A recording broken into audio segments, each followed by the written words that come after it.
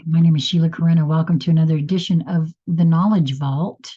We are on, if you're following along, I am reading Handbook for the New Paradigm, Volume 2, Embracing the Rainbow. We are on page 191, session number 19, and it begins, the desire to understand the imbalance that followed the original DNA alteration that originated within the natural flow of self-contemplation came an abnormal obsession to know for the group of transplanted humans on planet Earth. The generations followed one another, and their searches within and without failed to give them understanding. The tendency to over-respond to all real and misinterpreted threats became the outlet for the desire to understand this imbalance known at the level of intuition. Realizing that this tendency, left unbridled, would lead to annihilation, religion as an inhibiting factor was introduced. Without the aid of memory or records, it was to provide a historical point of origin as one could best be intuited and to institute some form of control to prevent annihilation. Okay, that's very interesting because I just did a live and I said very much this, wow. Over sequential time, various points of focus were used. The visitation of beings from other planets provided the best, finally, to introduce changes in the gene pool as a last resort in their efforts to help this branch of humanity to continue to evolve. There are two important points of understanding to be made clear. These beings came in benevolence and did not wish to be the object of religious focus. However, the genetic introduction produced offspring that were noticeably more intelligent, but not noticeably less violent if provoked. Because of this, these offspring became leaders and usually the focus points or priests of the religious cults. As assisting priests were added, the roles became confused and distorted. Deification of the first of these leaders followed within a few generations of death, and various levels of deification of those following happened periodically. Because of their difference, the firstborn male of each following generation inherited the leadership role and the task of propagating the perceived change, thus creating dynasties of leaders. The remaining progeny intermarried and spread the genetic changes. Because of the focus of male leadership by dominant expression of the aggressive tendency through warfare, females came to be regarded as being of lesser importance, except for the propagation of the male for conquest. It is important that present-day humanity understand its true cosmology. There were what you call indigenous populations already on the planet and evolving through their own natural processes when the transplanted group arrived. The confusion within the efforts of present-day scientists trying to create a cosmology from their point of view for the planet is easily understood. They are unable to consider the effects of both types of humans being suddenly present at one point in history, and they are unaware of the gene pool additions to the marooned group and the blending of all three ingredients in both the past and the present. This puts them at an extreme disadvantage, and their conclusions add only more confusion for an already frustrated branch of humanity. Now, I find that very interesting because it seems to suggest here that there are actually three different types, right? That's what it seems to be suggesting. My own inner guidance has suggested that I am a tribred, not a hybrid, a tribred is what my guidance has said to me. So I find this kind of interesting. Again, it's another puzzle piece, right? So back to the book. It is necessary to note here that now the indigenous population evolution has been It is necessary to note here that now the indigenous population evolution has been distorted, as few, if any, remain isolated from proselytizing contacts. Further, the environmental situation includes them within the planetary whole. The Aboriginal tribe of Australia no longer propagates and is asking to reincarnate elsewhere in the galaxy. If help is again refused, this will be honored, as they are innocent of any involvement in the chaos forced upon this planet.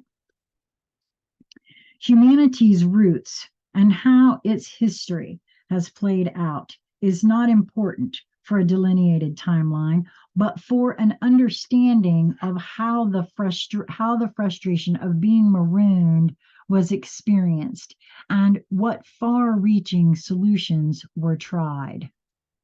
Left to deal with their altered genetics, humanity has, in its confusion, refused benevolent help and accepted distorted help. The roots of the refusal and distortion lay within the alteration and its effects that enhanced more than the self-defense aspect. Cooperation became competition, which enhanced greed, lust, and the pursuit of power over each other, to name just a few. That is what is no longer supported on this planet, is power over other. I've said that a million times. It's not that it's not here, it's just not as supported as it was. It feels that way to me, anyway. The knowledge of this history brings forth a fork in the road, and with it, the decision to continue on the same dead-end path or to accept this offer of help that is again being made for those willing to comprehend the plans for the present path. It would seem the choice would be easy. However, the ingrained programming of looking for rescue rather than accepting the responsibility of making the necessary changes requires leaving behind a long-established comfort zone. To literally climb out of the morass of confusion to a point of overview. Observe the struggling masses expending their energy, swimming upstream against the flow of creative energy because of a false perception of who and what they are through misconceptions and misinformation. Takes courage. It is not an easy opportunity to accept and requires a commitment to this, a very personal process. It involves separating from the mass conscious belief systems in order to contemplate what is true and then adopting a new concept of personal truth. Boy, this is a powerful one. Fortunately, this has already been accomplished by a surprising number of individuals. These not knowing the history, through an instinctive awareness that there was a hidden story, relentlessly pursued their need to know. What came to be known was perceived, despite the fact that what long-standing truth was known was withheld, except to the few planners. The current magical technological cover-up continues with regard to these truths, as well as the planned enslavement of all but the elite planners. Difficult as it will be for those of the Judaic Christian heritage to accept, their cosmological story was deliberately written in a distorted form of utilizing written records later conveniently hidden or destroyed, and utilizing what was believed to be myths. And in parentheses here, little known published scientific research reveals through translations of written records, these myths were actual oral history passed from one generation to the next for hundreds of years. This deliberately distorted cosmology was compiled at the beginning of the planned scenario as it plays out today. When a genetically altered teacher was born within this religious focus and instructed with truth, he suffered a planned near death and escaped to another part of the planet. Believing him dead, deification soon followed. The distortion of those teachings was almost immediate, in order that the plan being laid and yet to manifest in wholeness might not be derailed. This genetically enhanced human's personal choice for this mission was to teach personal responsibility. Oh my God. Let me just say, y'all, I just said this. This book, The Jeshua Channelings, channeled by Pamela Kribbe, says exactly that. Exactly all of this. And this channeling was years before the Jeshua channelings. I mean, oh my goodness. In so many words, it says exactly that. The kingdom of heaven is within you. You are the kingdom of heaven. This has brought forth the imposing question of what to do about changing the outcome at this late stage in the sequence of happenings leading to the planned future that is nearly incomprehensible to humanity. Thus, a second layer of entreaties for help was begun by a small, unorganized group of conscious awareness on this planet. One that was/is answerable. We have now returned to the present moment in our consideration of an encapsulated history of Earth's human population. I can't get over the synchronicity of this. That's the end of this one. I will be coming right back with, right back. I'm not sure when these will be released. With the next one, number 20. But I'm going to release this one on my Facebook page today because this is very interesting that I chose to record this. Now, if you're hearing this, because I am going to release it today, and you're interested, this is book 2.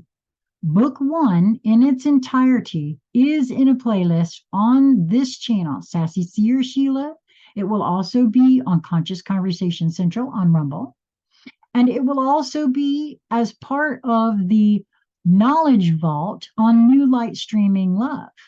So you can find it in lots of different places in its entirety. Handbook for the New Paradigm, volumes 1, 2, and 3. I'm currently recording this one, which was number 19 from volume 2. Oh my goodness. I'm communicating with myself all over the place. Until we meet again, may you move towards that which brings you joy in each moment that presents itself to you. Be well, my friends.